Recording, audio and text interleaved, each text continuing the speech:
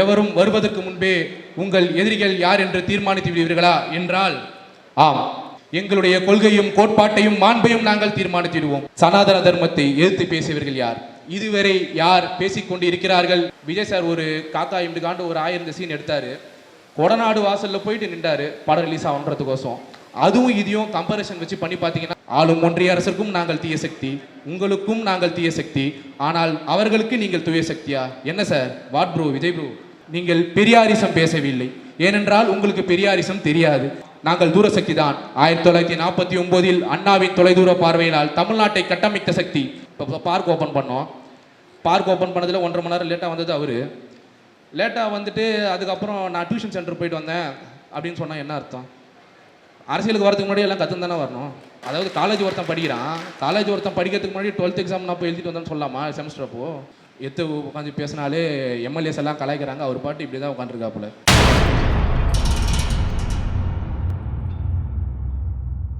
அடிக்கின்ற காற்றில் காகமும் பறக்கும், காகிதமும் பறக்கும். காற்று நின்றவுடன் தான் தெரியும் காகம் எது காகிதம் என்று. காகத்தின் சிறகுகளாக திராவிடம் இருப்பதினால் எல்லோரும் திராவிடத்தை பற்றி பரப்போம் என்று கூறி என் உரையை தொடங்குகிறேன். தி ஃபியூச்சர் அப்போசிஷன், எதிர்கால எதிர்ப்பு சக்தி. என்ன ப்ரோ எதிர்கால எதிர்ப்பு சக்தி என்றால், எவரும் வருவதற்கு முன்பே உங்கள் எதிரிகள் யார் என்று தீர்மானித்து விடுவீர்களா என்றால் ஆம், தீர்மானித்து விடுவோம். எங்களுடைய கொள்கையும் கோட்பாட்டையும் மாண்பையும் நாங்கள் தீர்மானித்திடுவோம். எங்கள் கொள்கை தான் எங்கள் எதிரியை தீர்மானிக்கிறது அப்படின்னு சொன்ன உடனே விஜய் ரசிகர்கள்லாம் வந்துடுவாங்க, டிவிகே ஃபேன்ஸ்லாம் வந்துடுவாங்க. எங்களுக்கும் பெரியார் கொள்கை தலைவர் தான் ப்ரோ, நாங்களும் பெரியார் தான் ஃபாலோ பண்ணுறோம் அப்படின்னு சொல்லுவாங்க. அப்புறம் விஜய் சார் வீடியோ ஒன்று போடுவார், எனக்கா பெயர் சொல்ல பயமா, நரேந்திர மோடிஜி அவர்களே எங்களுக்கு அரசியல் எதிரி திமுக என்றால் கொள்கை எதிரி பாஜக அப்படின்னு சொல்லுவார். அப்புறம் அப்படியே பெல்ட் அடிச்சு line is always a lion, தீய சக்தி, கோர சக்தி, பாரசக்தி அப்படின்ட்டுலாம் வீடியோ போடுவார். சரி ப்ரோ, நாங்கள் அப்போ எதிர்க்கலையா அப்படின்னு கேட்டிங்கன்னா, திமுகவுடைய எதிர்ப்பு எந்த அளவுக்கு இருந்தது, இதை காட்டிலும் இருந்தது என்று தெரியுமா? நீங்கள் அப்படியே சாட்ஜிட்டம் போயிட்டு கேளுங்க. சனாதன தர்மத்தை எதிர்த்து பேசியவர்கள் யார்? இதுவரை யார் பேசிக்கொண்டு இருக்கிறார்கள் என்று கேளுங்கள். The earliest prominent leader widely known for attacking Sanatana Dharma is E.V. Ramasamy, B.R. Ambedkar. They known for attacking Sanatana Dharma in 1920s. And for now, Udayanidhi Stalin revived the debate. Sanatana Dharma should be eradicated. 1920 பெரியாரும் B.R. Ambedkar அவர்களும் சனாதன தர்மத்தை எதிர்த்தார்கள். Chat GPT நீங்கள் போட்டு பார்த்தீங்கனாலே தெரியும், 2K கிட்ஸ்க்கெலாம் தெரியும். அப்படியே கொஞ்சம் கீழே ஸ்க்ரோல் பண்ணி பாருங்க. இப்போது வரை உதயநிதி ஸ்டாலின் 2023 அவர்தான் பேசியுள்ளார். சரி ப்ரோ, இந்த ஒரு வார்த்தைக்கு வந்த எதிர்ப்பையும் விஜயோட எதிர்ப்பையும் கொஞ்சம் பார்ப்போம். இந்த ஒரு வார்த்தைக்கு வந்த எதிர்ப்பு நார்த் இந்தியா சைட்லேருந்து உங்களுக்கு வந்தது. ஏன் இங்கே டிவிகே கட்சிக்காரங்க கூட கொஞ்சம் போட்டாங்க, சில பாடகர்கள் யூடியூபர்ஸ்லாம் போட்டாங்க.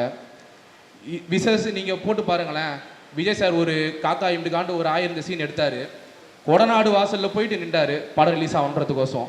அதுவும் இதையும் கம்பேரிசன் வச்சு பண்ணி பார்த்தீங்கன்னா உங்களுக்கே யார் எந்த அளவுக்கு எதிர்த்திருக்கா, எந்த வரைகோல் அளவுக்குன்னு உங்களுக்கே தெரியும்.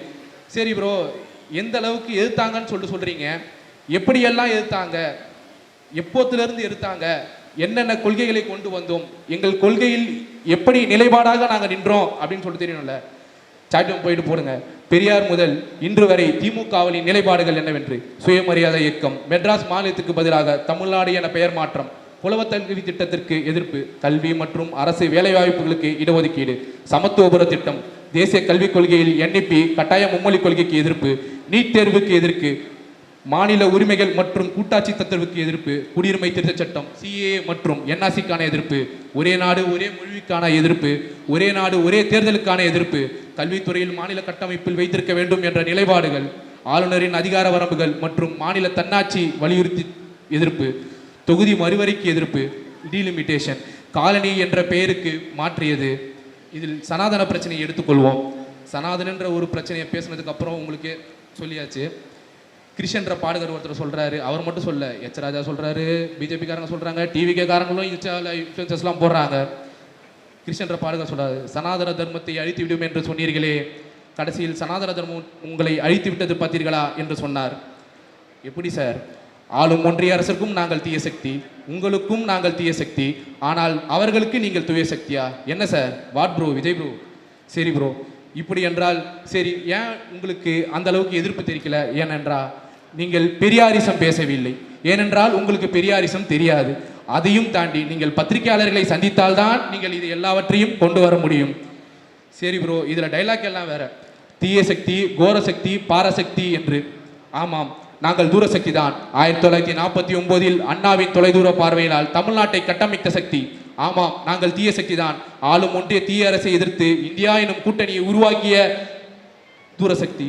ஆமாம், நாங்கள் பாரசக்தி தான். யாரிடமும் பேரம் பேசாமல் கொள்கையை தூக்கி பிடித்தவர்கள், விட்டு கொடுக்காத கொள்கை கண்டவர்கள் பாரசக்தி தானே.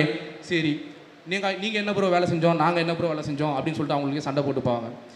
நாங்கள் 1500 டிக்கெட் விற்றோம், 500 லாபம் பார்த்தோம், இதில் பால் ஊற்றணும், போஸ்டர் ஓட்டணும், இயக்கமாக இருக்கும்போது. சரி, அரசியலுக்கு வந்துட்டீங்க, ஆஃப்டர் சிஎம் நீங்கள் என்ன பண்ணீங்க அப்படின்னு சொல்லிட்டு தெரியணும்ல. அதாவது நம்ம கொண்டு வந்த திட்டம் எல்லாமே இருக்கும். அவங்க வந்து பக்காவாக இன்ஸ்டா இன்ஃப்ளூயன்சஸில் போட்டு போயிடுவாங்க, வீடியோ மட்டும் எடுத்து அப்படியே போட்டு போயிடுவாங்க. நம்ம பண்ணிருப்போம். இப்போ பார்க் ஓப்பன் பண்ணோம், பார்க் ஓப்பன் பண்ணதில் 1.5 மணி நேரம் லேட்டாக வந்தது அவர். லேட்டாக வந்துட்டு அதுக்கப்புறம் நான் டியூஷன் சென்டர் போயிட்டு வந்தேன் அப்படின்னு சொன்னால் என்ன அர்த்தம்? அரசியலுக்கு வரதுக்கு முன்னாடி எல்லாம் கற்றுன்னு தானே வரணும். வரதுக்கு முன்னாடி டியூஷன் சென்டர், அதாவது காலேஜ் ஒருத்தன் படிக்கிறான், காலேஜ் ஒருத்தன் படிக்கிறதுக்கு முன்னாடி 12th எக்ஸாம் நான் போய் எழுதிட்டு வந்தேன்னு சொல்லலாமா? செமஸ்டர் அப்போ சொல்ல முடியாதுல்ல. சரி, ஓகே. திறந்து வைத்ததை திரும்பவும் திறந்து வைத்து மூடி திரும்ப திரும்ப வைத்தார் நம்ம சப்வே. திறந்து வச்சு நம்ம அது சில இதனால் மூடிட்டோம், அது எல்லாருக்கும் தெரியும், மூடிட்டோம், அது எல்லாம் தெரிஞ்ச விஷயம்தான். அது திரும்ப அவர் கொள்கையாக சொல்லிட்டாருன்னு சொல்லிட்டு அமைச்சரானதுக்கப்புறம் திரும்ப திறந்து வச்சார், திரும்ப மூடினார். ஒன்றும் இல்லை, நம்ம இந்து மிஷன் ஆப்போசிட்டில் இருக்கிற சப்வே தான், வேறு எதுவும் கன்ஃபியூஸ் ஆக வேண்டாம். சரி, ஓகே. இவ்வளோ பண்ணாங்க, இதெல்லாம் பண்ணிட்டாங்க. இதில் அமைச்சர்கள்லாம் வேறு. எப்படி ப்ரோ நீங்கள் வந்து சொன்னாங்க இத்தனை லட்சம் கோடி கடன் வாங்கிட்டாங்களே எல்லாம் எலெக்ஷனுக்கு முன்னாடி சொன்னாங்க. எலெக்ஷனுக்கு அப்புறம் அதே அமைச்சர் நிதி அமைச்சர்கிட்ட கேட்குறாங்க. அவருக்கே நீதி அமைச்சராக தெரியாது, அவருக்கே நம்ம தான் சொல்லணும். அவர் சொல்கிறாங்க, நீங்கள் இத்தனை லட்சம் கோடி கடன் வாங்கிட்டேன்னு நீங்கள் சொல்கிறீங்களே, திமுக அரசு வாங்கிடுச்சுன்னு சொல்கிறாங்களே, நீங்கள் இப்போது அது எல்லாமே தேவையானதா தேவையுள்ளதா அப்படின்னு சொல்லி கேட்டால் அவரே சொல்கிறாரு, எதுவுமே வரம்புக்கு மீறி வாங்கலை, எல்லாமே வரம்புக்குள்ளே தான் இருக்குன்னு சொல்லிட்டு. அப்போ எதை சொல்லி சார் நீங்கள் கேட்டீங்க? எப்படி நீங்கள் அப்போ எல்லாரையும் வந்து நீங்கள் ஒரு பொய்களாலேயே கட்டமைக்கப்பட்டு ஓட்டு அரசியலை வாங்கியிருக்கீங்க, வேறு என்ன பண்ணீங்க? பொய்களை மட்டுமே கட்டமைத்து இன்ஸ்டாகிராமில் ரீல்ஸை மட்டுமே போட்டு திமுக காரர்கள் பண்ணிய ஒரு எல்லா நலத்திட்ட உதவிகளையும் அவர்கள் பண்ணியதாக கூறி இப்போது வந்து டியூஷன் சென்டரில் போய் படித்து கொண்டிருக்கிறார்கள். அப்பா செஞ்சதுக்கு உள்ள பேர் வாங்கிட்டு போயிடுவான். சரி, ஓகே. ஆஃப்டர் சிஎம் சிறுபான்மையினர்களுக்கு நீங்கள் தான், நாங்கள் தான் பேட்ஜ், அதுக்கும் லேபிள் ஒட்டுவீங்க, அதுக்கும் நம்மக்கிட்ட கண்டென்ட் இருக்குது. இப்போ போச்சு, அண்ணன் தம்பியாக பக்ரீத்தில் மாமா மச்சானா பழகிட்டு இருந்தோம். பக்ரீத் இஷ்யூ நிறைய பேருக்கு தெரியாது. பக்ரீத் அப்போ ஆடு வெட்டக்கூடாதுன்னு சொல்லிட்டு பார்க்கிங் ஸ்லாட்டில் இஷ்யூ நடந்துச்சு. இப்போ திருவற்றியூர்லேயும் கோயம்புத்தூர்லேயும் செங்கல்பட்டுலேயும் இந்த 3 இடத்துலையுமே ஆடு அவங்களோட சொந்த நிலத்தில் வெட்டக்கூடாதுன்னு சொல்லிட்டு ஜியோ பாஸ் பண்ணியிருந்தாங்க. கோர்ட் ஆர்டர் இருக்குது அப்படின்னு சொல்லிட்டு போலீஸ்காரர்களை வச்சு நிறுத்தி வெட்டக்கூடாதுன்னு சொல்லி ஆடுகள்லாம் சீஸ் பண்ணாங்க. இது நிறைய பேருக்கு தெரியும், சில பேருக்கு தெரியாதவங்களுக்கு நான் சொல்லிக்கிறேன். எப்படி ப்ரோ? ஆனால் நீங்கள் குட்டி கோசாலைக்கு கூட்டு போகிறோன்னு சொல்லிட்டு நீங்கள் சொல்கிறீங்க, ஆனால் அதே போலீஸ்காரர்களை வச்சு திமுக அரசு நாங்கள் என்ன பண்ண தெரியுமா? திருப்பங்குன்ற பிரச்சனையில் அவங்களே திரும்ப வந்தால் கூட நாங்கள் போலீஸ்காரர்களை வச்சு சொல்லணும், we will face the consequences அப்படின்னு சொல்லிட்டு நாங்கள் சொல்ல வச்சோம். அதுதான் நாங்கள் திராவிட மாடல் அரசு. சும்மா பேர் போட்டுக்கிறதுக்கும் உட்காந்து வேலை பார்க்குறதுக்கும் டிஃப்ரென்ஸ் இருக்குல்ல. எப்படி ப்ரோ எப்படி எதிர்க்கிறது அப்படின்னு சொல்லிட்டு கேட்டிங்கன்னா, ஒரு திமுக காரர்கிட்டையும் கேளுங்க. ஏன் ரொம்பலாம் பின்னாடி போக தேவையில்ல, எல்லாரும் சொல்லுவாங்க, திமுக காரர்கிட்டையும் கேளுங்க. கொஞ்சம் பின்னாடி போனீங்கன்னா அண்ணா தான் சொன்னார் அன்னைக்கு, ஆட்டுக்கு தாடியும் நாட்டுக்கு கவர்னரும் எதற்கு சொன்னார்.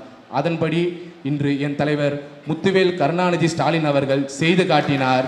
என்னவென்றால், சட்டசபையில் 10 பில்லு பாஸ் பண்ணலன்னா ஒன்று, என் தலைவன் உங்களை மாதிரி இப்படியெல்லாம் கும்முல்லாம் உட்காந்துல உட்காந்து பேசினாலே எம்எல்ஏஸ் எல்லாம் கலாய்க்கிறாங்க, அவர் பாட்டு இப்படி தான் உட்காந்துருக்காப்புல.